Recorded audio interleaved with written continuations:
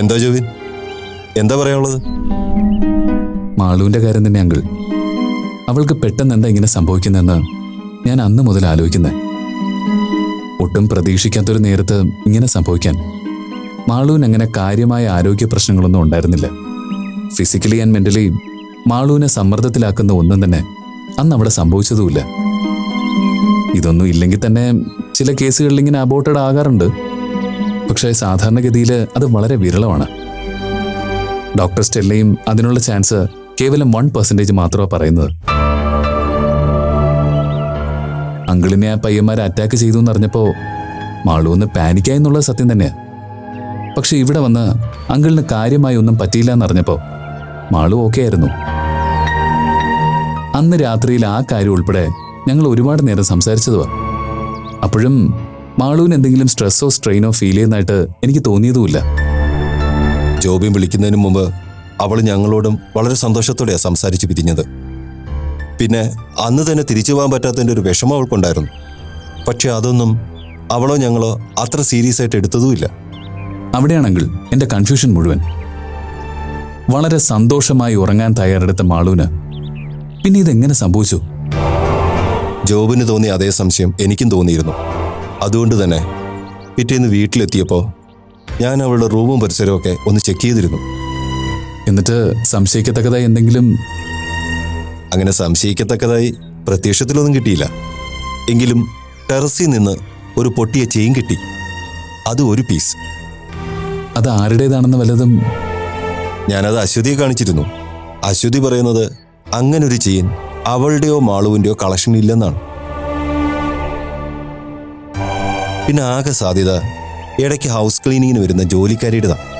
പക്ഷേ അവർ ടെറസിലേക്ക് കയറാനുള്ള സാധ്യത വളരെ കുറവാണ്. ദാറ്റ് മീൻസ് അന്ന് രാത്രി ഇവിടെ മാളുവിനെ കാണാൻ ആരോ വന്നിരുന്നതായി അങ്കിള് സംശയിക്കുന്നു എന്നാണോ? ആദ്യം എനിക്ക് അങ്ങനെ ഒരു സംശയം തോന്നിയിരുന്നു.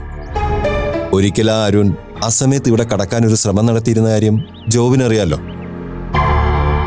ഒരുപക്ഷെ മാളുവിനെ ഉപദ്രവിക്കാനായിരിക്കും അന്നവൻ വന്നത്. അങ്ങനെ എന്തെങ്കിലും കാര്യത്തിന് വീണ്ടും അവനിവിടെ വന്നിട്ടുണ്ടാവുമെന്ന് ഞാൻ സംശയിച്ചു. പക്ഷെ അതിനുള്ള സാധ്യത വളരെ വിരളമാണ്. അങ്കിളിന് അങ്ങനെ ഒരു സംശയം ഉണ്ടായിരുന്നെങ്കിൽ അന്ന് തന്നെ അത് പോലീസിൽ അറിയിക്കണമായിരുന്നു. അതിനെക്കുറിച്ച് ആദ്യം ഞാൻ ആലോചിച്ചതാ ജോബിൻ. പക്ഷെ മാളുവിൻ്റെ ഈ കണ്ടീഷനിൽ അത് വേണ്ടെന്ന് വെച്ചതാ. അങ്ങനെ വേണ്ടെന്ന് വെക്കേണ്ട കാര്യമൊന്നും ഇല്ലായിരുന്നെങ്കിൽ ശരിക്കും മാളുവിന് എന്താ സംഭവിച്ചതെന്ന് നമുക്കറിയായിരുന്നില്ലേ? അത് മാളുവിനോട് ചോദിച്ചിട്ടാകാമെന്ന് വെച്ചു. മാത്രമല്ല ആ സമയത്ത് പോലീസ് എൻക്വയറി ഉണ്ടായാൽ മാളുവിന് അത് ബുദ്ധിമുട്ടാവും. ഇപ്പൊ തന്നെ അവൾ പഴയ നിലയിലേക്ക് പൂർണ്ണമായി വന്നിട്ടുണ്ടെന്ന് പറയാൻ പറ്റില്ല. മാളുവിനോട് ചോദിച്ച് കാര്യം എന്താണെന്ന് മനസ്സിലാക്കിയിട്ട് എന്താ വേണ്ടതെന്ന് ആലോചിക്കാം. എന്നിട്ട് അങ്കിൾ ഇതേപ്പറ്റി മാളുവിനോട് സംസാരിച്ചോ? ഇടയ്ക്ക് 1-2 പ്രാവശ്യം ഞാൻ അങ്ങനെ എന്തെങ്കിലും ഉണ്ടായോ എന്ന് അന്വേഷിച്ചിരുന്നു. പക്ഷെ ഒന്നും തെളിച്ചു പറയാൻ അവൾക്ക് കഴിയുന്നില്ല. അത് തന്നെ അങ്കിൾ എന്നെ അലട്ടുന്നത്. ഞാനും അതേപ്പറ്റി മാളുവിനോട് പല പ്രാവശ്യം ചോദിച്ചു. പക്ഷെ വ്യക്തമായൊരു മറുപടി എനിക്ക് തരാൻ മാളുവിന് കഴിയുന്നില്ല. അതിനെപ്പറ്റി നേരിട്ട് മാളുവിനോട് സംസാരിക്കാൻ കൂടിയാ ഞാൻ വന്നത്. ഇപ്പോൾ അവളെ ഒന്നിനെ നിർബന്ധിക്കാതിരിക്കുന്നതാ ജോബിൻ നല്ലത്. കുഞ്ഞ് നഷ്ടപ്പെട്ടതിൻ്റെ സങ്കടത്തിൽ നിന്ന് അവൾ പൂർണ്ണമായിട്ട് കരകയറിയിട്ടില്ല. അതിൻ്റെ കൂടെ നമ്മളും കൂടി അവളെ ഡിസ്റ്റർബ് ചെയ്യണോ? എന്നാലും എന്താണ് സംഭവിച്ചതെന്ന് അറിയണമല്ലോ അങ്കിൾ. അല്ല, അങ്കിളിനോട് മാളു വേറെന്തെങ്കിലും പറഞ്ഞിട്ടുണ്ടോ? അവൾക്ക് അപ്പൂനെ ഒന്ന് കണ്ടാൽ കൊള്ളാമെന്ന് പറഞ്ഞു. അപ്പൂനെയോ? ആന്തിരാ? അവൾക്ക് അപ്പൂനെ വല്ലാതെ മിസ് ചെയ്യുന്നുണ്ടെന്ന് പറഞ്ഞു. ഞാൻ മറുപടിയൊന്നും പറയാൻ പോയില്ല.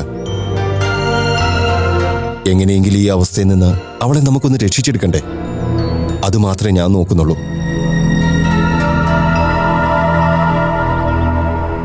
അങ്ങനൊരു ആഗ്രഹം മാളു പറഞ്ഞെങ്കിൽ അതിൽ നിങ്ങൾ ഇത്രയ്ക്ക് ആശങ്കപ്പെടേണ്ട കാര്യം എന്താണെന്ന് എനിക്ക് മനസ്സിലാവുന്നില്ല അശ്വതി.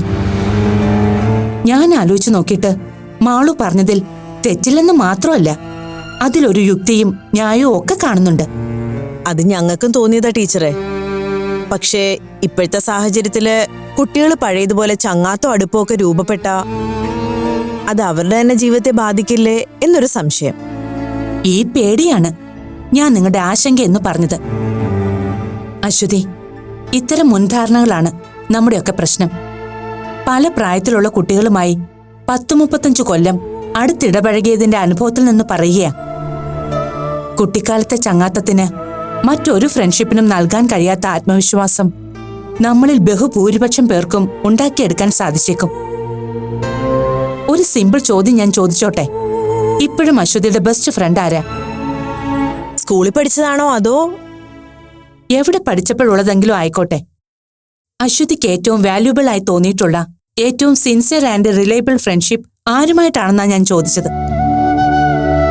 അങ്ങനെ ബെസ്റ്റ് ഫ്രണ്ട് എന്ന് പറയാൻ എനിക്ക് ഒരു കൂട്ടുകാരിയേ ഉള്ളൂ, ഒരു പൂർണിമ. ഞങ്ങൾ 1 മുതൽ 10th വരെ ഒരേ ക്ലാസ്സിലായിരുന്നു. അവള് ബോർഡിങ്ങിലും ഞാൻ ഡേ സ്കോളർ ആയിരുന്നു എന്ന് മാത്രം. ഓക്കെ, ഇപ്പോഴും എല്ലാ കാര്യങ്ങളും ഈ പറഞ്ഞ പൂർണിമയുമായി അശ്വതി അപ്ഡേറ്റ് ചെയ്യാറില്ലേ? ആ, മിക്കവാറും. അവളിപ്പോ ഹസ്ബൻഡിന്റെ കൂടെ US സെറ്റിൽ ചെയ്തിരിക്കുക. എന്നാലും നാട്ടിൽ വരുമ്പോഴൊക്കെ വന്ന് കാണാറുണ്ട്. പിന്നെ ആഴ്ചയിൽ ഒരിക്കലൊക്കെ വിളിക്കാറുമുണ്ട്. ആണല്ലോ.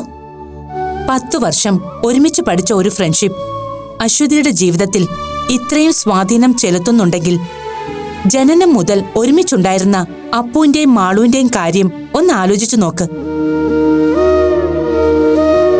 ഏറ്റവും ശക്തവും ദൃഢവുമായ ഒരു ആത്മബന്ധമായിരുന്നു ആ കുട്ടികളുടേത്.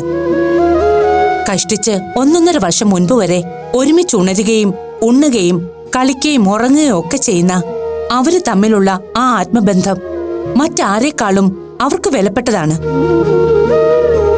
അത് ജീവിതത്തിൽ ഒരു ക്രൈസിസ് വരുമ്പോഴായിരിക്കും അവര് പോലും തിരിച്ചറിയുന്നത്. അപ്പുവിന്റെ കാര്യത്തിൽ നമ്മൾക്കത് നേരിട്ട് ബോധ്യപ്പെട്ടതുമാണല്ലോ.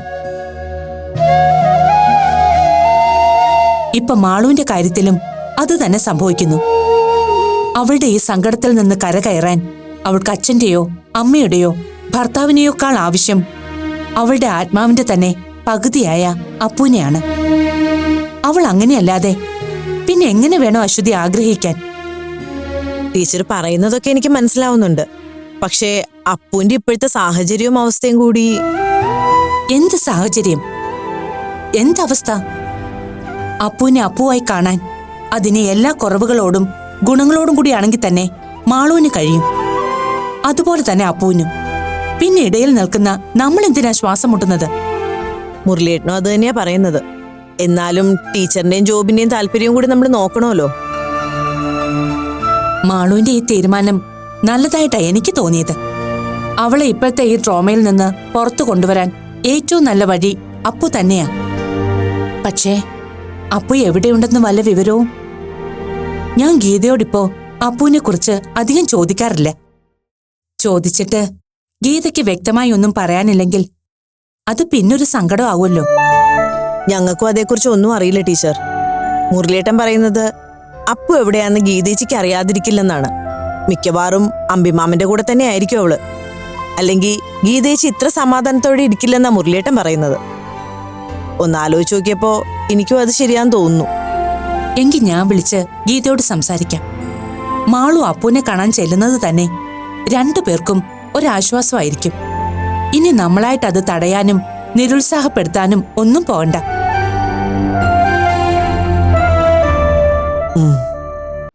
ഇതുപോലെ എല്ലാ ചൊവ്വാഴ്ചയും വെള്ളിയാഴ്ചയും ചെന്ന് മുടക്കം കൂടാതെ ചെന്ന് യക്ഷിയമ്മയ്ക്കൊരു പട്ടും വെള്ളിത്തട്ടും കൊടുത്താ മനസ്സിന്റെ ഈ ചാഞ്ചല്യം ഒക്കെ അങ്ങ് മാറും.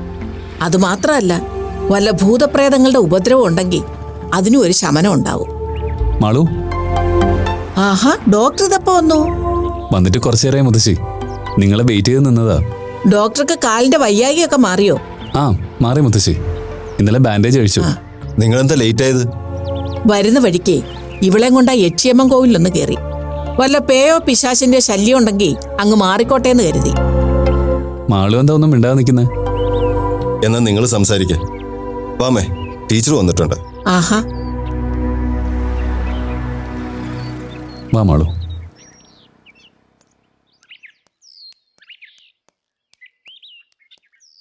അതെ മുരളി, ടീച്ചറേയും കൂട്ടി വന്ന സ്ഥിതിക്ക് എനിക്കൊരു സംശയം. എന്ത് സംശയം? ഇനി മാളുവിനെ ഒപ്പം കൂട്ടിക്കൊണ്ടു പോകാനാണോന്ന്. ഏയ്, അതിനൊന്നും ആവില്ല. അവര് മാളുവിനെ കാണാൻ വന്നേ ഉള്ളൂ. അഥവാ ഇനി കൂട്ടിക്കൊണ്ടു പോകാനാണ് പരിപാടിയെങ്കിൽ നമ്മളായിട്ട് തടസ്സമൊന്നും പറയാൻ നിൽക്കണ്ട. ആ, എന്തു പറ്റി?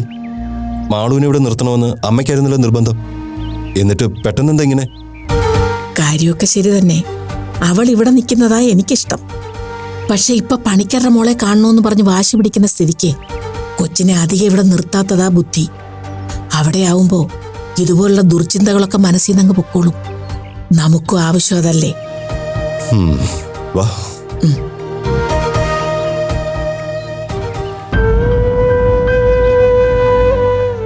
മാളു, എന്തുപറ്റി? കുറച്ചുനാൾ കൂടി നേരിൽ കണ്ടിട്ടും തനിക്ക് എന്നോട് ഒന്നും പറയാനില്ലേ? എന്തൊക്കെയോ പറയണമെന്നുണ്ട്. പക്ഷെ എനിക്ക് എങ്ങനെയാ എന്താണെന്നൊന്നും അറിയില്ല. നേരിൽ കണ്ടിട്ടും നല്ലതൊന്നും നമുക്ക് പറയാനാവുന്നില്ലല്ലോ ഡോക്ടർ. കരയിലടോ. താൻ എന്തുമാത്രം സങ്കടപ്പെടുന്നുണ്ടെന്ന് എനിക്കറിയാം. വിധിയെന്നോ ബാഡ് ലക്കെന്നോ പറഞ്ഞാവും ഞങ്ങൾ ഡോക്ടേഴ്സ് മറ്റുള്ളവരെ ആശ്വസിപ്പിക്കുക.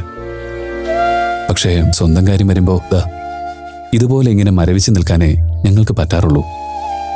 അതുകൊണ്ട് തന്നെ എന്ത് പറഞ്ഞ് ആശ്വസിപ്പിക്കണമെന്ന് എനിക്കറിയില്ല മാളു. എന്നാലും പറയുക. പോട്ടെ, നമുക്കിത് മറക്കാം. അത്ര പെട്ടെന്ന് നമ്മുടെ ആ സന്തോഷം മനസ്സിന്ന് മായ്ച്ചു കളയാനാകുന്നില്ല എനിക്ക്. ഒരുപാട് മോഹിച്ചതല്ലേ രണ്ടാളും. മോനാണെങ്കിൽ ഈ പേരിടണം, അതല്ല മോളാണെങ്കിൽ പേരിങ്ങനെ ആവണം, തൊട്ടിലിങ്ങനെ, കളിപ്പാട്ടങ്ങൾ ഏതൊക്കെ. എല്ലാം നേരത്തെ കുട്ടി തീരുമാനിച്ചിട്ടും കിട്ടിയില്ലല്ലോ നമുക്ക്. ഒരുപാട് മോഹിച്ച് പ്രതീക്ഷിച്ചും പോയതാണോ നമ്മൾ ചെയ്ത തെറ്റ്? മോഹിച്ചതും പ്രതീക്ഷിച്ചതും ഒക്കെ ഇനിയും നടക്കും മാളു. നമുക്കിനിയും അതിനൊക്കെ അവസരം കിട്ടില്ലേടോ?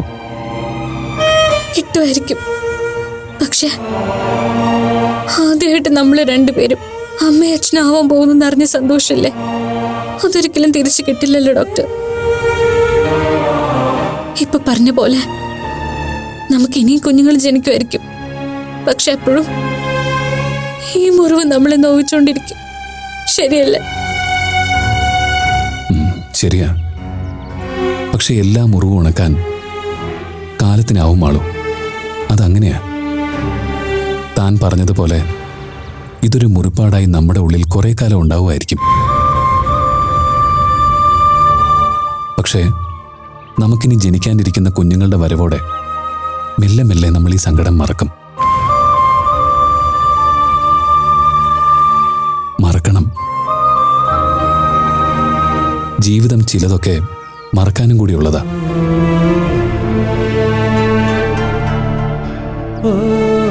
മാളു, ഇനി ഞാൻ തന്നോട് സീരിയസ് ആയി ചില കാര്യങ്ങൾ ചോദിക്കട്ടെ?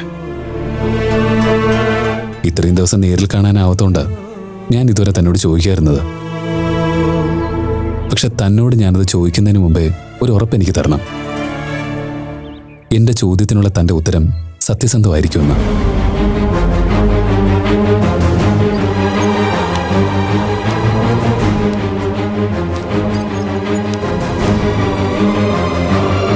നോക്കുമാളൂ, തന്നെ കൂടുതൽ അസ്വസ്ഥപ്പെടുത്താനോ സങ്കടപ്പെടുത്താനോ അല്ല, മറിച്ച് ഇനിയും നമ്മുടെ ലൈഫിൽ നിന്ന് അതൊക്കെ ഒഴിച്ചു നിർത്താൻ വേണ്ടിയാണ് ഞാൻ ശ്രമിക്കുന്നത്. അത് മനസ്സിലാക്കി വേണം താൻ മറുപടി പറയാൻ. ശരിക്കും അന്ന് രാത്രി ഈ വീട്ടിൽ തന്റെ റൂമിൽ എന്താ സംഭവിച്ചത്?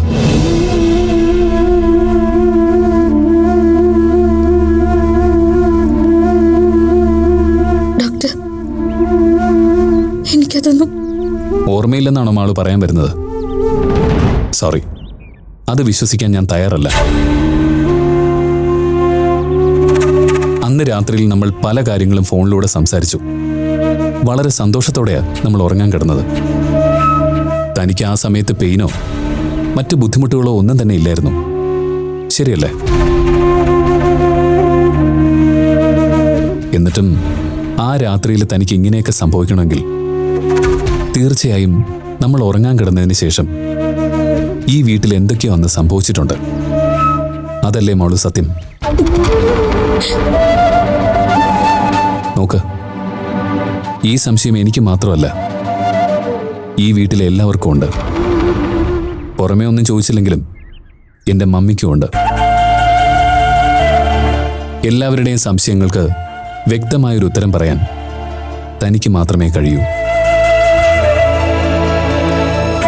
താനത് തുറന്നു പറയാൻ തയ്യാറാകാത്തിടത്തോളം കാലം എല്ലാവരുടെയും മുന്നിൽ സംശയത്തിന്റെ ഈ പുകമറ ഇങ്ങനെ കിടക്കുകയുള്ളൂ. കമോൺ മാളു, താൻ ആരെ ഇങ്ങനെ പേടിക്കുന്നേ? ആരും തന്നെ ഒന്നും ചെയ്യാൻ പോകുന്നില്ല. താനത് ഇനിയെങ്കിലും തുറന്ന് പറഞ്ഞേ പറ്റൂ മാളു, പ്ലീസ്. പേടിച്ചിട്ട് തന്നെയാ ഡോക്ടർ. സത്യമായിട്ടും ആരെയും നഷ്ടപ്പെടാതിരിക്കാൻ വേണ്ടിയാ ഞാൻ ആരോടൊന്നും പറയാതിരിക്കുന്നത്. പക്ഷെ ഇനിയും എനിക്കിതിങ്ങനെ മനസ്സിൽ കൊണ്ടു നടക്കാൻ പറ്റുന്നില്ല. പക്ഷെ എല്ലാം അറിഞ്ഞു കഴിയുമ്പോ എനിക്ക് എന്നെ ഒരുപാട് സ്നേഹിക്കുന്ന എന്റെ ഭർത്താവിനെയും അച്ഛനെയും നഷ്ടപ്പെടുമെന്ന എന്റെ പേടി. മാളു, താൻ എന്തൊക്കെയാ ഈ പറയുന്നേ? ആരാ തന്നെ ഇതൊക്കെ പറഞ്ഞ് ഭയപ്പെടുത്തിയേ? അരുൺ ഭാസ്കറാണോ? പറയടോ, അവനാണോ? അവൻ എന്താ തന്നോട് പറഞ്ഞത്? മാളു, താൻ ഭയക്കുന്നത് പോലെ അങ്ങനെയൊന്നും സംഭവിക്കില്ല. സത്യം എന്താണെന്ന് താൻ ഇനിയും തുറന്നു പറയാതിരിക്കുന്നത് അപകടം. So please. അന്ന് നമ്മൾ സംസാരിച്ചതിന് ശേഷം കുറച്ചു നേരം കൂടി ഞാൻ ആ ടെറസിൽ നിന്നു. നമ്മുടെ ഇണക്കങ്ങളെയും പിണക്കങ്ങളെയും കുറിച്ച് ഓർത്തുള്ള ആ ഇരിപ്പ് മനസ്സിന് വല്ലാത്ത ഫീലായിരുന്നു. നേരം കുറച്ചായെന്ന് കണ്ട് ഞാൻ റൂമിലേക്ക് പോകാൻ തുടങ്ങുമ്പോഴായിരുന്നു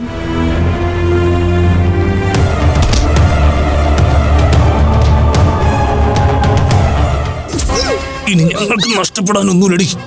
ഞങ്ങളെ ജയിലിൽ കയറ്റിട്ട് നിനക്കൊന്നും ഇവിടെ സുഖിച്ച് കഴിയാന്ന് കരുതണ്ടടി. കേട്ടുടി.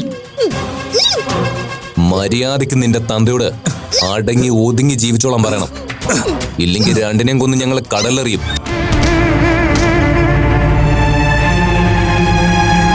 അവരുടെ ആ പറച്ചില് രണ്ടും കൽപ്പിച്ചാണെന്ന് എനിക്ക് തോന്നി. കോളേജിൽ വെച്ച് എനിക്ക് പരിചയമുള്ള ഒരു അരുൺ ഭാസ്കറും സാംകുട്ടിയായിരുന്നില്ല അവരാ സമയത്ത്. കൊല്ലാനും ചാവാനും മടിയില്ലാത്ത പക്ക ക്രിമിനലിനെ പോലായിരുന്നു അവരുടെ പെരുമാറ്റം. പറഞ്ഞ പോലെ തന്നെ അവർ ചെയ്യുന്ന എനിക്കറിയായിരുന്നു.